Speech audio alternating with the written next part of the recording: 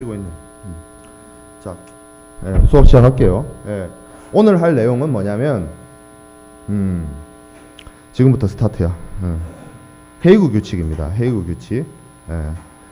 선화증권 통일에 관한 법규에 대해서 우리가 국제적으로 인정되어 있는 통일 규칙으로서 쓰이는 것이 헤이그 규칙이에요.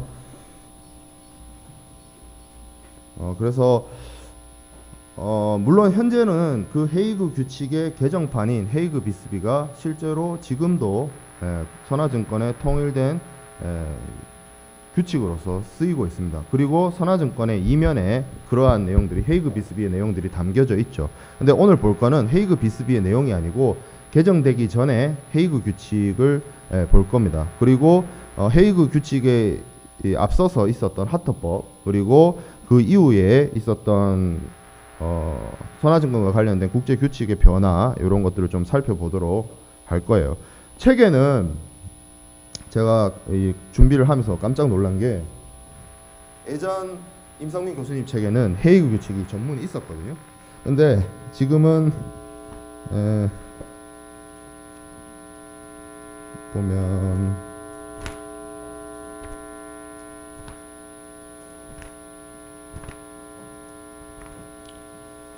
301쪽부터 시작해서 306쪽에서 끝나요.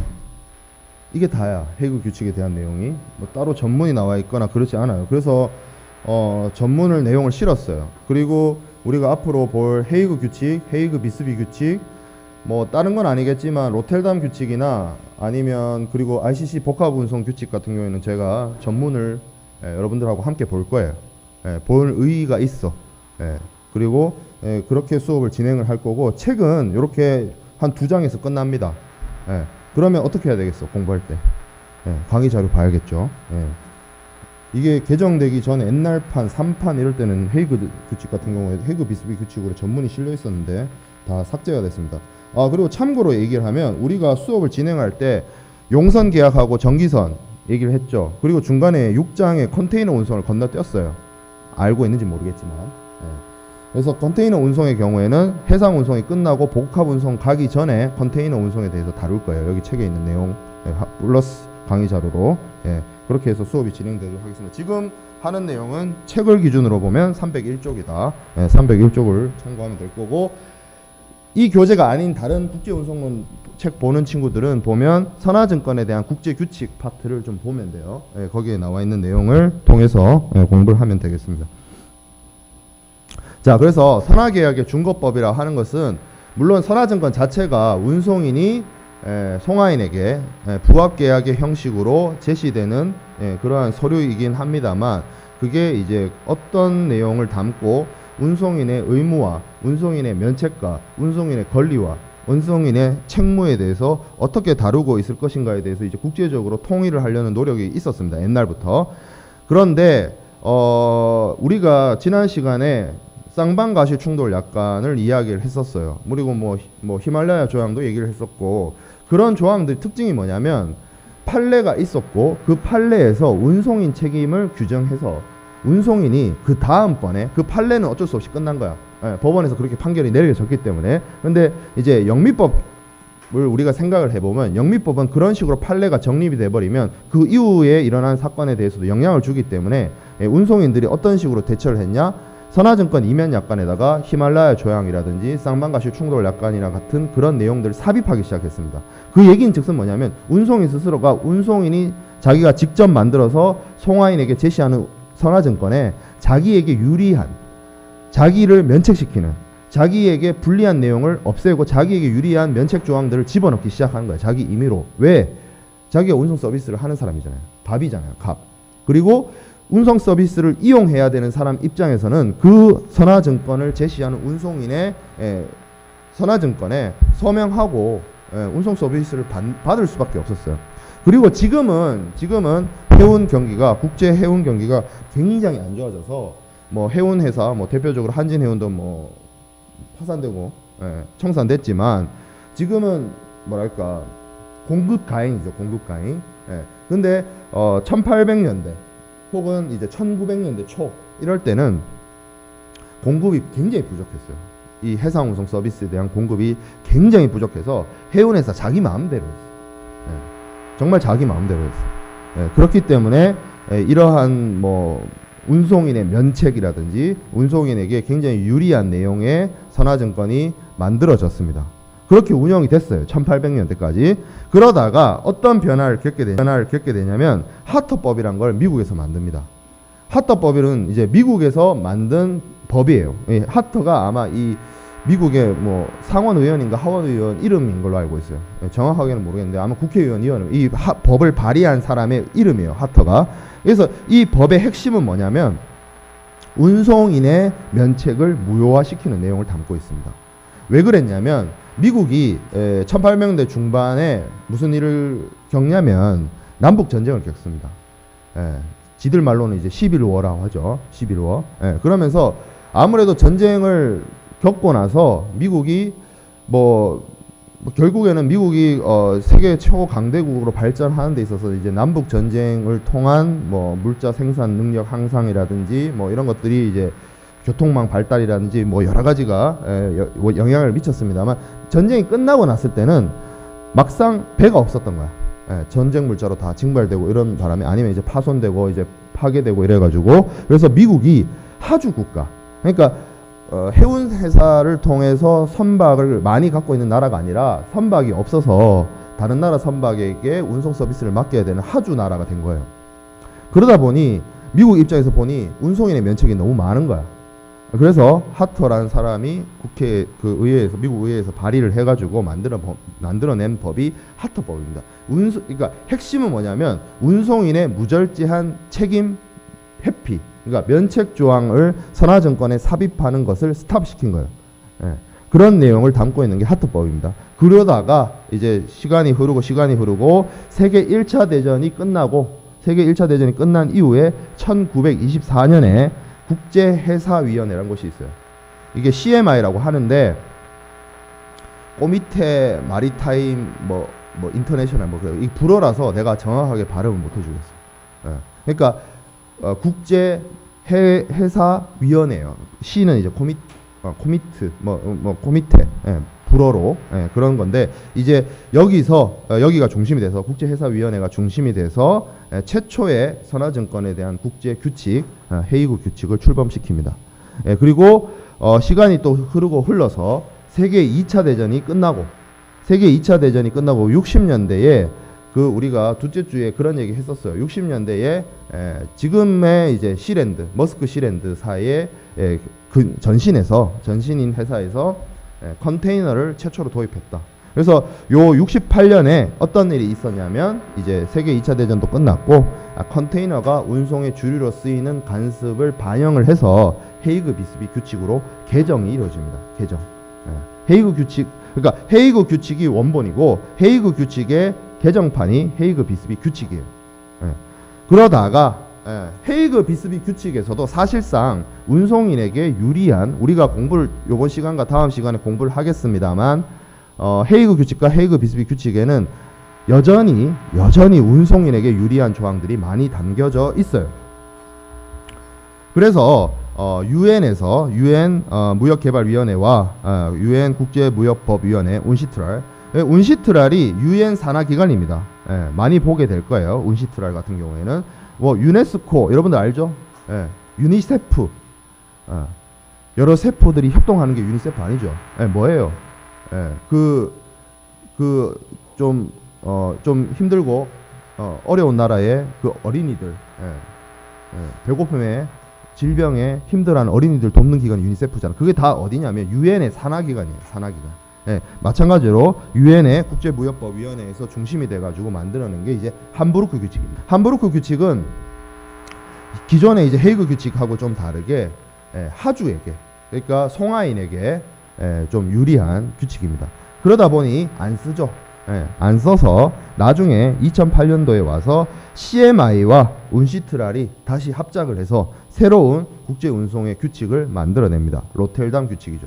그리고 이 로텔담 규칙에는 기존의 해상 선화증권 계약과 관련된 중거법과 다르게 육상 운송 구간도 포함을 하는 복합 운송. 그러니까 2008년에 만들어졌기 때문에 그 사이에 있었던 운송 간행의 변화, 그러니까 뭐 복합 운송의 발달 이런 것들을 충분히 반영해서 만들어낸 게 로텔담 규칙입니다.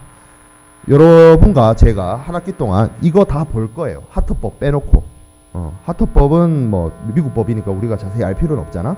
그런 게 있다 정도로만 알고 헤이그 규칙, 헤이그 비스비 규칙, 함부르크 규칙, 로텔담 규칙 다 공부할 거야 우리가. 그래서 우리나라 법으로는 우리나라가 이제 1924년에 없었어요. 미안하지만 우리나라 없었어 이때. 그래서 나중에 대한민국이 이제 48년도에 이제 남한만의 이제 나라를 만들었죠. 그걸 내가 뭐 그걸 주장하고 아니고 하는 게 아니라 법적으로 그래. 법적으로 팩트로. 그래서 1924년에 우리나라가 없었다니까. 그래서 이 헤이그 규칙에 가입을 못하고 1962년에 대한민국 상법을 만들 때 상법이 공포될 때 그 내용이 들어가게 됩니다. 헤이그 규칙의 내용을 그야말로 복붙 컨트롤 C 컨트롤 V 해서 우리말로 번역해가지고 상법의 내용에 넣어요.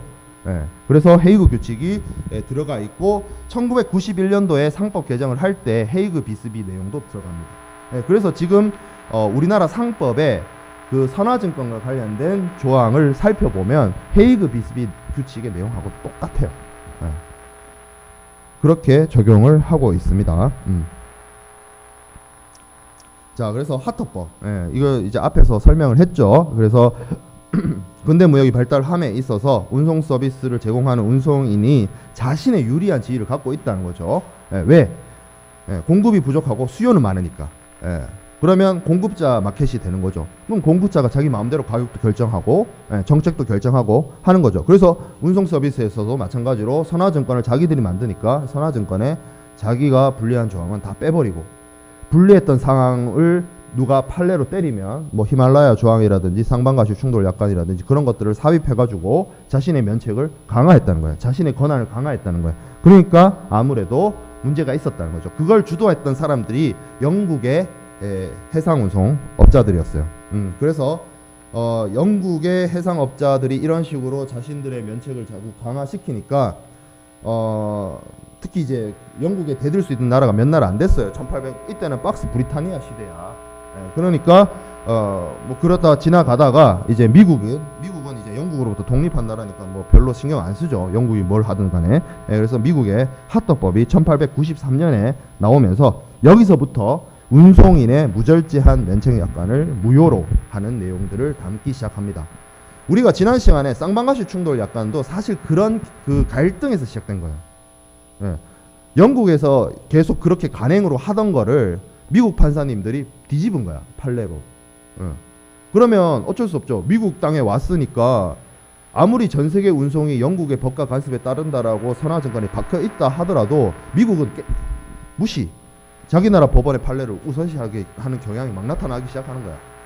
그렇다고 해운회사가 아무리 자기가 크다 뭐 이렇게 갑이라 할지라도 나라를 상대로 뭘 할 수 있는 건 아니잖아. 어차피 미국 가서 영업해야 되는데 이 당시만 해도 아시아는 굉장히 개하기 이전이었기 때문에 국제 운송의 흐름이란 건 결국에 뭐였냐면 유럽 대륙과 미주 대륙을 왔다 갔다 하는 거였어요. 아니면 각 국가의 식민지들 있죠. 아프리카나 아시아에 있는 식민지로부터 그 유럽에 있는 본국으로 프랑스나 영국을 본국으로 운반하는 게 그게 다였어. 국제 운송이란 게 이때 이 당시에 1800년대 말 1900년대 초 이때는. 그래서 타이타닉호가 뭐 하는 배였어요? 유럽에서 미국 가는 배였죠. 그런 식으로 국제 운송이 되는 시기였단 말이에요. 그러니까 이 노선에서 반대편 쪽에 있는 미국의 판사님들이 그렇게 판결을 때리니까 어쩔 수 없었던 거예요. 영국의 해운회사들도 그렇게 이런 취지를 갖고 있는 게 미국의 하트법이다. 자, 그러다가 1910년, 18년 그때 이제 독일이 항복하고 세계 1차 대전이 끝나고 요 시기에 이제 그 뭐 세계 대공황, 경제 대공황 이런 거 많이 겪죠. 요 시기 1차 그 양차 대전 사이 그 한 20-30년 동안 여러 가지 일들이 있었는데 이때 이제 CMI에서 선화증권에 관한 법규의 통일을 위한 국제 협약을 만듭니다. 만들어요. 그래서 이게 이제 최초로 운송인이나 그 사용인 상업상 가시 이런 것들을 이제 선화증권에 삽입하는 것을 금지하고 이런 것들이 들어가죠. 상업상 과실에 대한 면책은 뭐냐면 운송인이나 그 운송인의 사용인들, 뭐 운송인의 이제 뭐 대리인 혹은 운송인의 하청업자, 운송인의 뭐 협력업체 이런 걸 얘기하는 거예요. 뭐 여기서 말하는 사용인이란 거는 그런 사람들이 실제로 자기의 업무를 함에서 있어서 발생하는 당연히 정당하게 자기가 해야 되는 업무에서 발생하는 과실에 대해서 면책 이런 걸 이제 상업상 과실에 대한 면책이었는데 기존까지는 그런 게 있었어요. 선화증권에. 근데 이제 헤이그 규칙에 들어오면서부터는 상업상 과실에 대한 면책 이런 것들이 사라집니다. 하지만 밑에 줄에 하터법에서 이미 인정된 바와 같이 선장이나 회원인데 어쨌든 도선사 이런 사람들의 항해상 과실에 대해서는 운송인이 계속 면책됩니다. 항해상 과실은 우리가 지난 시간에 쌍방과실 충돌을 약간 할 때 이야기를 제가 잠깐 했어요. 뭐예요? 선원이 혹은 선장이 자신의 업무를 하는 동안에 자신의 실수했다는 거예요. 선장 잘못, 운송인 잘못이 아니고 선장이 잘못을 하게 되면 그거는 선장의 책임이지 운송인의 기책 사유가 아니다. 왜? 운송인은 육지에 있었고 선장을 컨트롤할 수 있는 상황이 아니었다. 선장이 자기 책임하에 자기가 배를 끌고 가서 자기가 잘못을 해서 충돌 사고를 냈다. 그래서 운송인은 면책된다. 그 얘기를 했었어요. 쌍방과실 충돌 약간 할 때. 그런 것처럼 그런 내용들을 담고 있는 게 항해상 과실 면책이에요. 그래서 헤이그 규칙에서도 당연히 헤이그 규칙은 상업상 과실 면책에 대해서는 삭제를 했는데 항해상 과실 면책에는 그대로 담아 남겨져 있어요. 이게 그러면 항해상 과실 좀 면책 좀 불합리한 거 아닙니까? 아니 불합리해도 어쩔 수 없어요. 국제 규칙이 그런데 뭐. 그래서 항해상 과실에 대해서는 조금 이따 다시 살펴보도록 하고, 자 1968년 68년이면 뭐 베트남전 치를 때예요. 베트남전 치를 때고 세계 2차 대전 이미 끝난 지 오래됐고, 요때 이제 컨테이너가 이제 본격적으로 많이 쓰이기 시작할 때입니다. 60년대 말부터. 그래서 이때 선화증권에 관한 법규 통일을 위한 국제협약의 개정 의정서가 바로 헤이그 비스비 룰입니다. 이거는 이제 우리가 다음 시간에 공부하게 될 겁니다. 헤이그 비스비 룰은. 그리고 함부르크 룰 얘기했던 것처럼 문시트랄이 송화인과 운송인의 의무와 면책의 어떤 균형을 위해서 새롭게 만드는 것이 함부르크 룰이고, 그리고 2008년에 나온 게 이제 복합 운송의 간행을 반영한 로텔담 규칙입니다. 이런 식으로 국제 해상 운송의 선화증권의 준거법들이 변화해 왔어요. 그래서 오늘 볼 헤이그 룰, 헤이그 규칙은 내용이 얼마 안 돼요. 여기 나와 있는 것처럼 이제 16조로 구성이 되어 있고, 우리가 학습 목적상 볼 필요가 있는 부분은 한 10조 정도, 1조에서 한 10조 정도. 그 뒷부분은 그러니까 헤이그 규칙에, 이게 국제 규칙이잖아요. 국제 규칙이니까 그 나라들이 어떻게 가입할 것이며 뭐 그런 내용을 담고 있어요.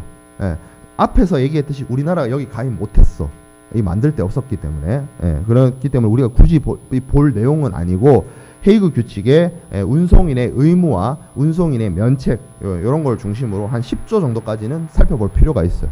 그래서 이번 시간에 보도록 하겠습니다.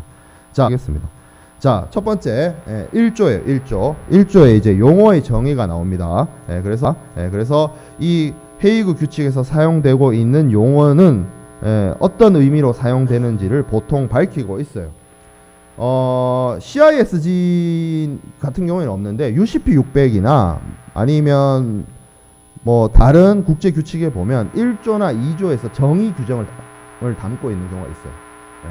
그 국제 협약에서 쓰이는 용어가 어떤 의미를 가지느냐 라는 그 조항이 들어갑니다. 왜 그러냐면 이게 국제 규칙이니까 용어도 정말 다르게 쓰고 있는 경우가 있잖아요. 많아요. 그리고 여기 지금 여러분들 강의 자료를 보다 보면 저도 습관상 그런데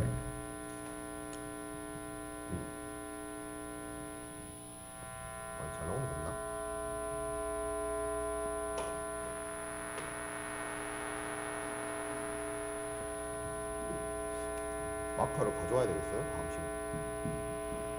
어디 가면 있는 거예요, 이거? 마커? 행정실? 알았어.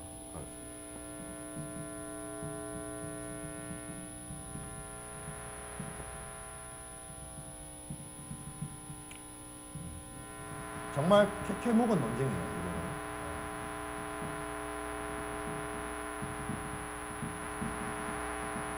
잘 보이나? 잘 안 보일 수도 있겠는데.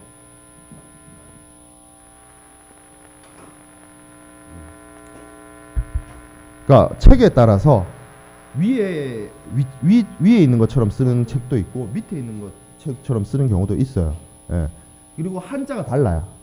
요 하요에 할 때 하자는 진짜 불하자를 쓰는 건 아니고 함을 할 때 우리 내가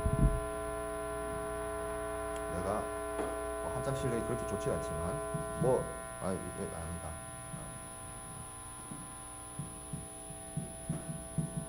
이런 하자 있죠. 네, 그거요, 이거. 근데 위에 있는 하자는 뭐냐면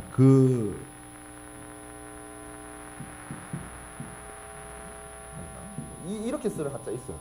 네, 이게 무슨 하자냐면 선박에 실려 있는 하물을 이 하자를 써요. 네, 그래서 이게 선화증권이 소위 말해서 선박에 하물을 적재해서 선적을 해서 사용되는 것이기 때문에 위에 있는 하자를 써야 된다라고 주장하는 교수님들이 많아. 그리고 다수설이야. 소위 말하는. 예. 그리고 이게 무슨 사실 이런 한자들 우리 철학, 과학 이런 우리 한자 용어들 있죠. 이거 어디서 온지 알아요, 여러분들? 일본에서 온 거예요. 예. 일본 사람들이 외국어를 한자어로 번역하면서 붙인 말들, 자연, 과학, 철학, 인문학 이거 다 일본 사람들이 붙인 말이에요. 그래서 이 한자 자체도 일본 사람들이 만든 한자야. 그러다 보니 하물 한자 쓰자. 하물을 실은 거 아니냐. 하물을 보내는 사람 아니냐. 하물을 선적했을 때 나오는 증권 아니냐 해서 이 한자를 쓰자고 주장하시는 분들도 있어요. 이게 소수설이야. 미안하지만. 그리고 중앙대 교수님들은 미안하지만 소수설이야. 저의 지도 교수님, 지도 교수님의 지도 교수님들도 다 이쪽이야. 근데 우리가 졌어. 미안하지만 졌어. 패배했어. 젖잘싸도 아니야. 깔끔하게 졌어. 수에 밀려가지고. 그래서 책에서 보면 이걸 많이 써요. 지금 현재도. 근데 제가 주는 강의 자료에 보면 내 인식 속에는 아직도 이게 남아있거든.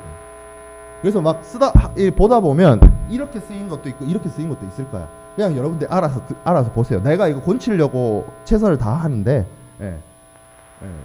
컨트롤 F로 해서 곤치기도 하는데 중간에 이렇게 입력을 하다 보면 착각해서 이거 쓰는 경우도 있어요.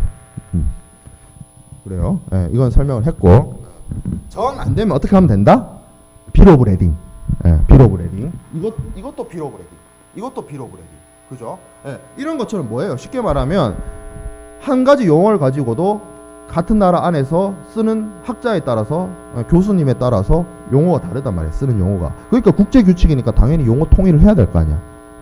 용어 통일을 한다는 게 뭐 어려운 게 아니에요. 이 헤이그 규칙 앞에 1조에 이건 이거다. 이건 이거다. 이런 식으로 딱 정의해버리면 이 협약을 쓰는 사람들, 이 규칙을 써야 하는 사람들한테는 이 의미가 이 의미인 거야. 그런 식으로 정의가 됩니다. 그래서 1조를 좀 보면 첫 번째 1조의 A항에 운송인에 대해서 나옵니다. 운송인. 그래서 운송인은 뭐 하는 사람이냐? 송화인과 운송계약을 체결하는 그러한 선주나 혹은 용선자. 그래서 헤이그 규칙에는 용선계약부 선화증권을 포함을 합니다.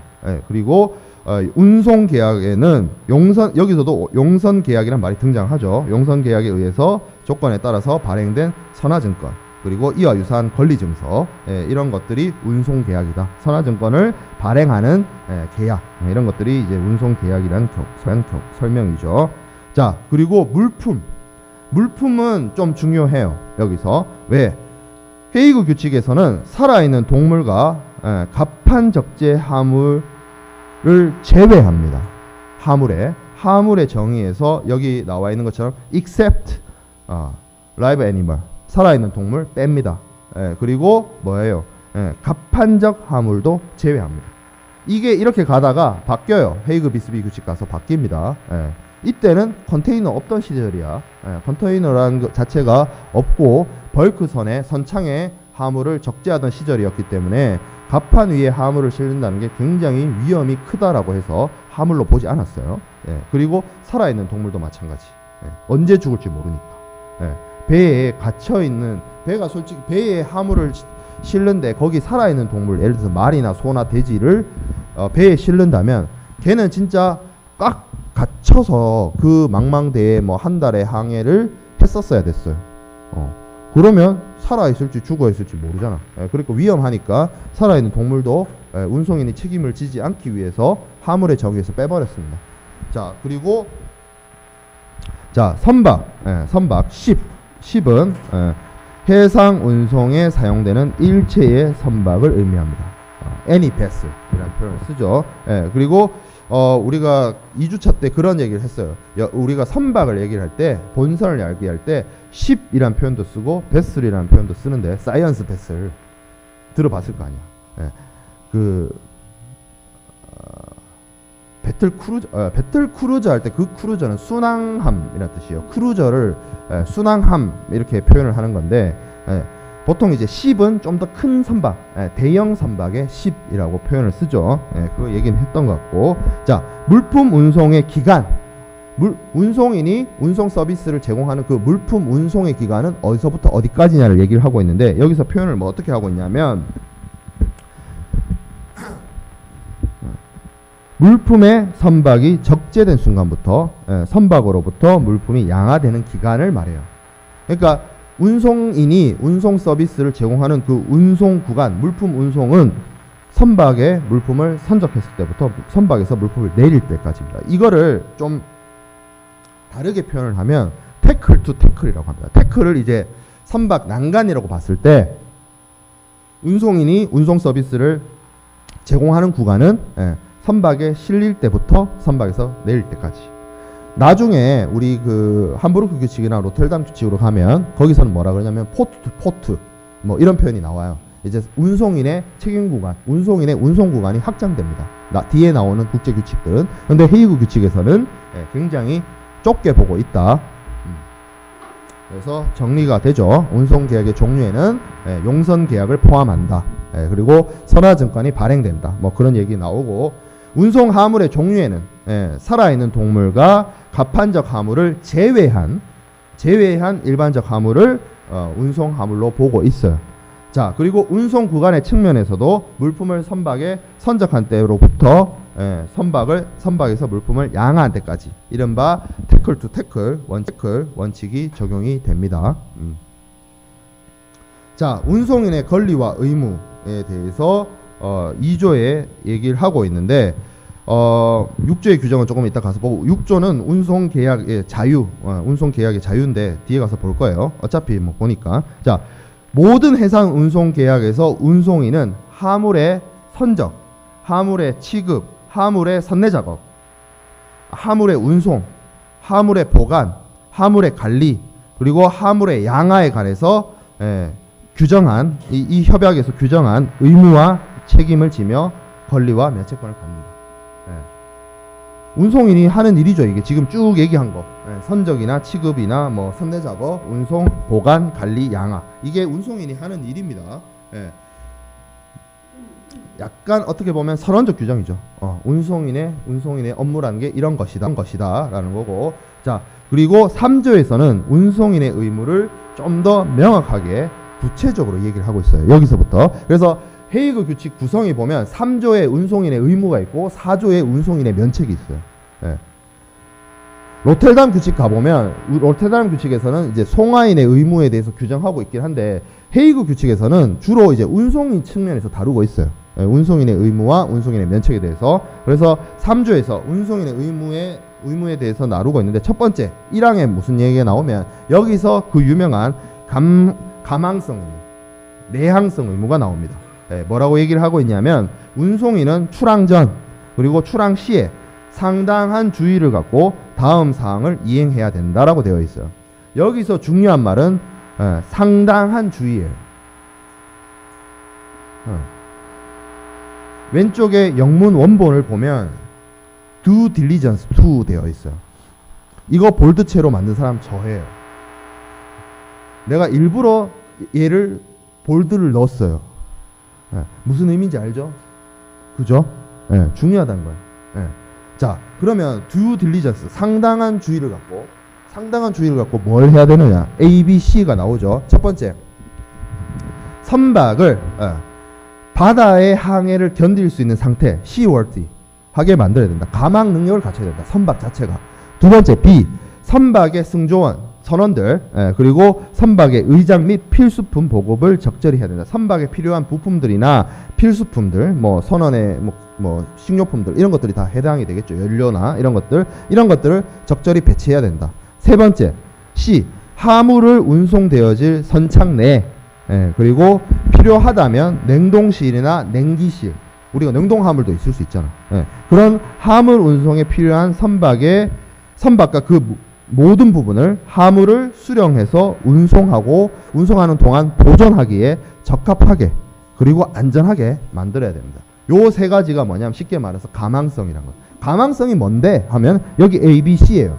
쉽게 말해서. 그러면 왜 이게 중요하냐라고 얘기를 하면 상당한 주의예요. 반대로 얘기하면 절대적 주의가 아니에요. 절대적 주의는 뭐냐면 여러분들 나에게 어떤 변명의 여지 없이 모든 책임이 나에게 지속되는 게 절대적 의무야. 내가 잘하고 못하고 내가 실수하고 이거 실수였어, 이게 아니야. 절대적 의무는 그런 거예요. 내가 실수한 거 상관없이 내가 책임지고, 내가 잘못한 거 없어도 책임지고, 내 기책 사유가 아닌데도 책임지고, 이게 절대적 의무라면 상당한 주의라는 건 뭐냐면 나는 최선을 다했어.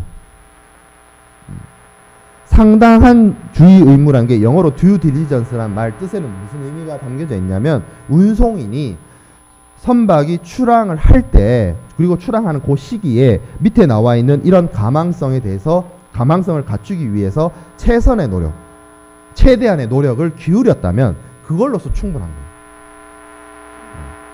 뒤에 보겠습니다만 이 선박이 사고가 났어요. 그 사고가 났는데 그 사고가 이 선박의 가망성이 갖추어지지 않아서 난 사고였어.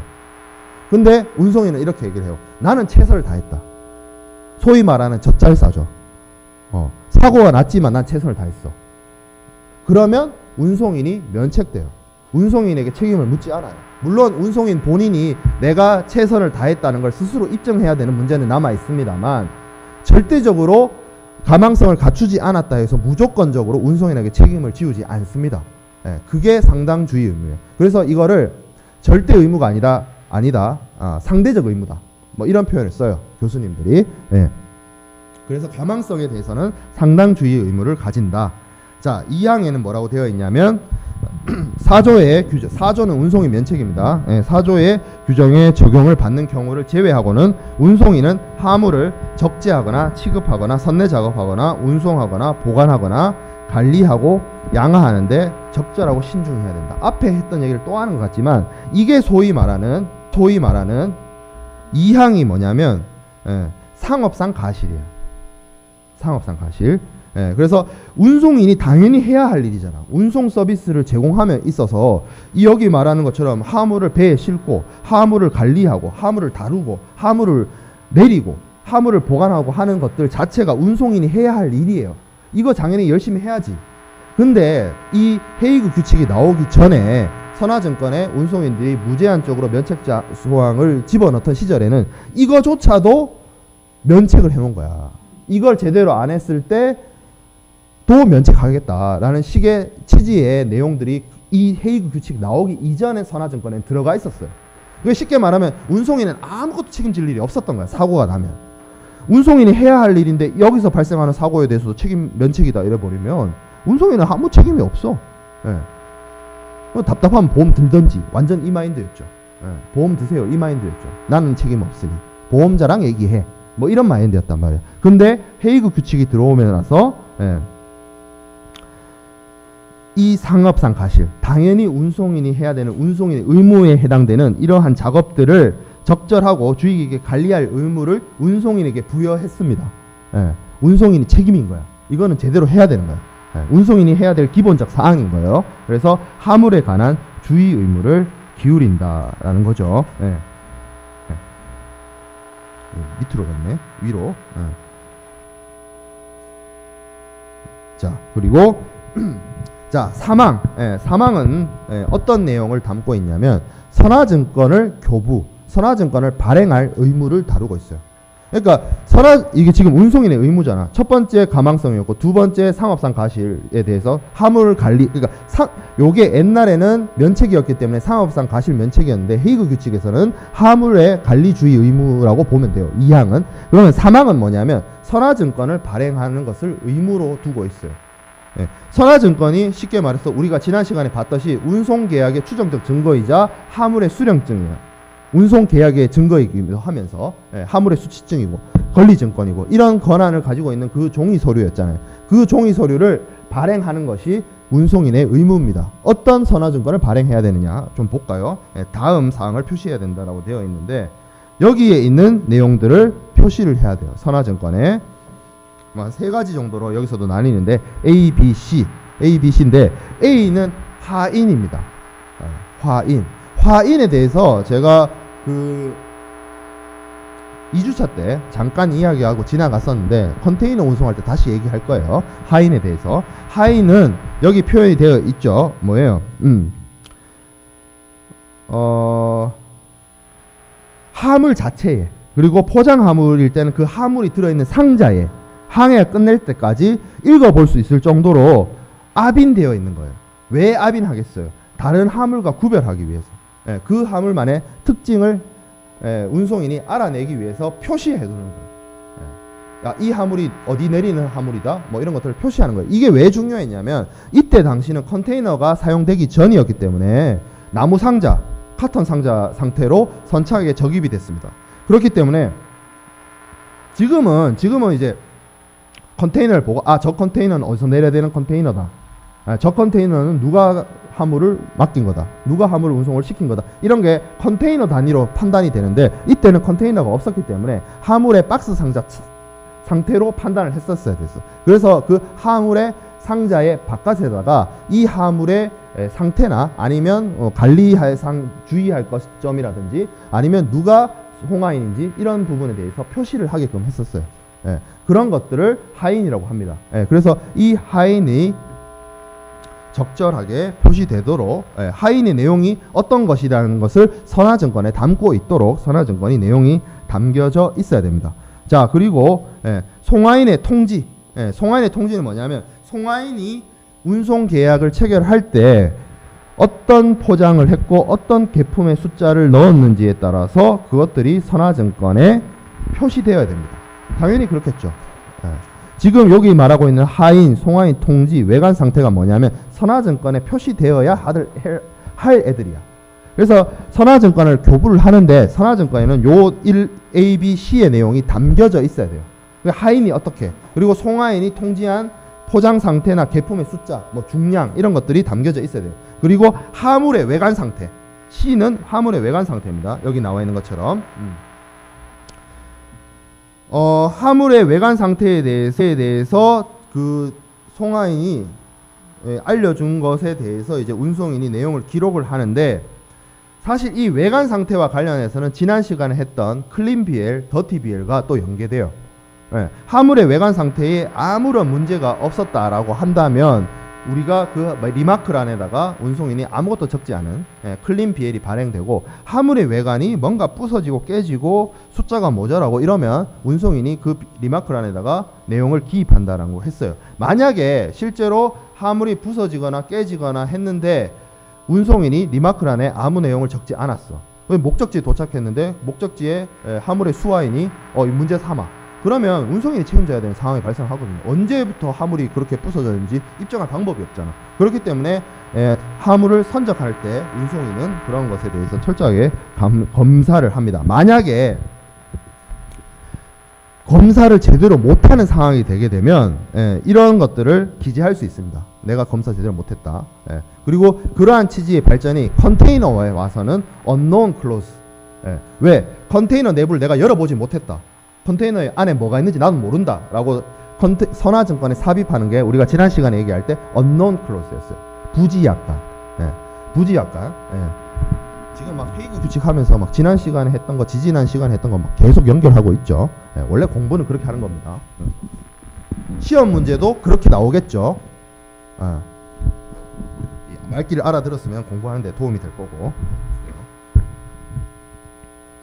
자, 그래서 이렇게 선화증권에 기입되는 내용들을 표시해서 선화증권이 발행돼야 됩니다. 이것도 선화증권이 당연히 운송인의 의무입니다.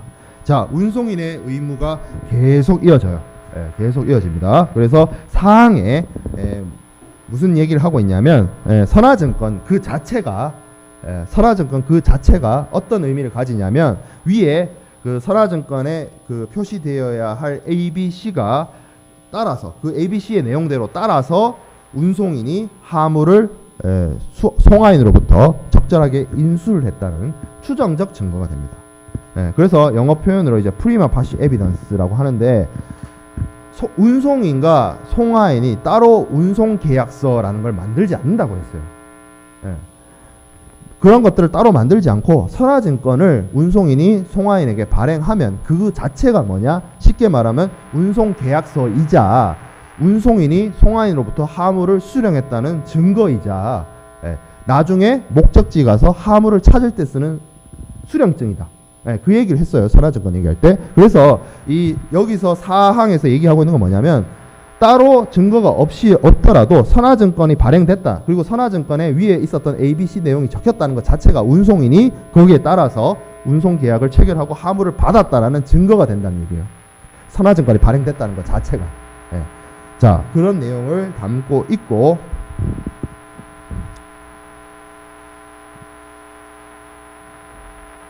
선화증권의 증거 기능, 어려운 말로 선화증권의 증거 기능을 담고 있습니다. 여기 추정적 증거. 자, 그리고 5항을 볼게요. 5항. 5항은 송화인과 좀 관련되어 있어요. 송화인이 선적을 할 때 자기가 선적하는 하물의 상태나 뭐 수량이나 뭐 성질에 대해서 이런 것들을 운송인에게 정확하게 알려야 됩니다. 그래야 되겠죠. 내가 보내는 하물이 어떤 상태다, 어떤 얼마의 만큼의 수량이다, 이런 것들을 운송인에게 알리게끔 되어 있어요. 그래서 여러분들 택배 맡길 때 우체국 택배 가가지고 우체국에서 하물 붙일 때 묻잖아요. 이 안에 들어있는 게 뭐냐고. 그런 것처럼 내가 보내는 하물에 대해서 상태에 대해서 분명히 알려야 되는데 만약에 이걸 제대로 안 했어요. 혹은 부정확하게 했어요. 그렇게 해서 발생하는 어떤 하물의 손상이나 아니면 추가적인 비용이 있다라고 한다면 그것에 대해서는 송화인이 운송인에게 보상을 해야 됩니다. 헤이그 규칙에는 따로 송화인의 의무나 뭐 송화인의 뭐 면책 뭐 이런 내용이 없어요. 근데 여기서는 운송인의 의무를 이야기하면서 송화인이 운송인에게 자신의 하물에 대해서 적절하게 정확하게 알려야 된다라는 것을 이야기하고 있습니다. 5항의 내용이 그래요.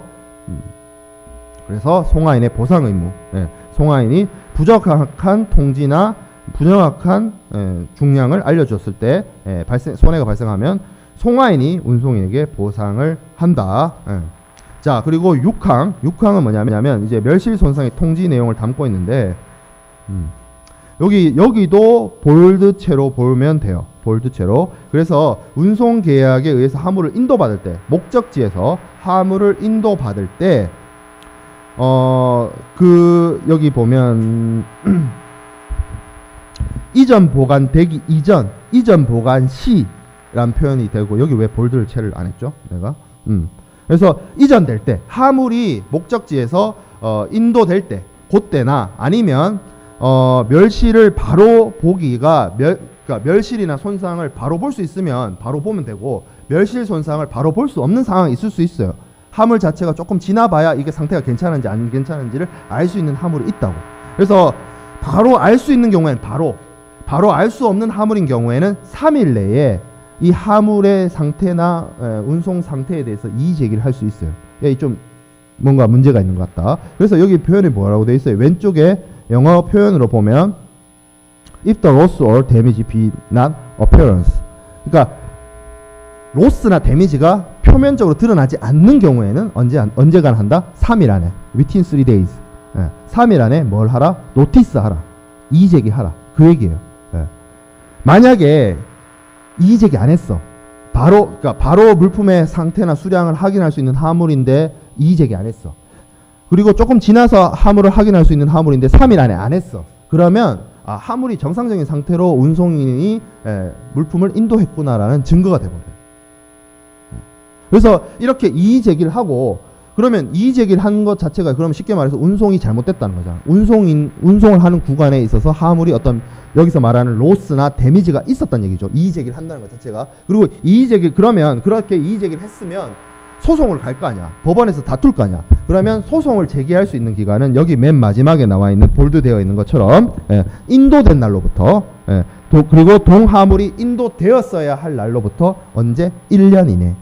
1년 이내에 제척 기간을 두고 소송을 제기할 수 있게끔 하고 있습니다. 날짜가 나오죠.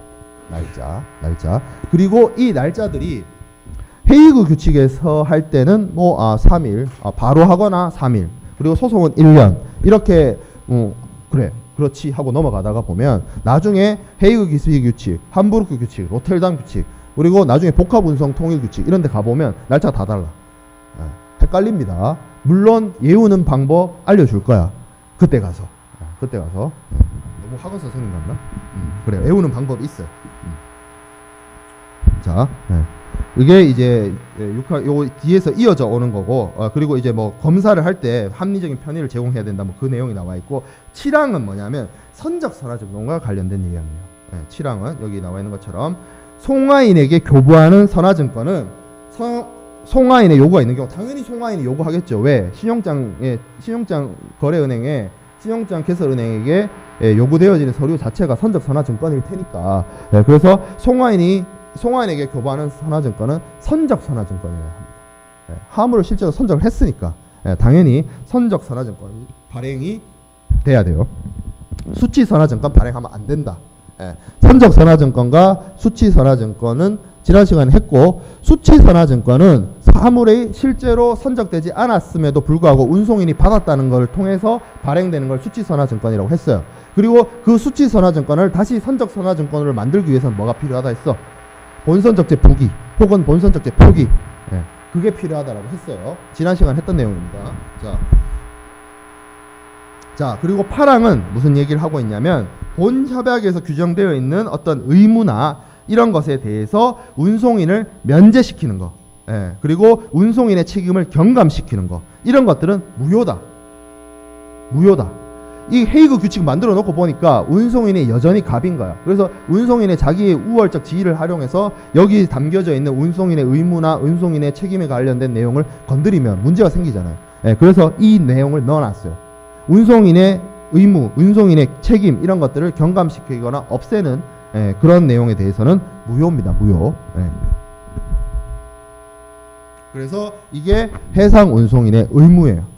운송 서비스를 제공하는 해운선사가 송화인에게 제공해야 될 의무가 여기 담겨져 있는 내용들입니다.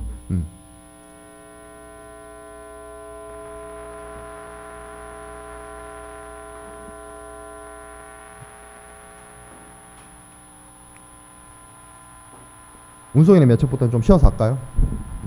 좀 쉬었다가 운송인의 면책 나가도록 하겠어요. 쉬는 시간 끝나고 출석부 부를게요.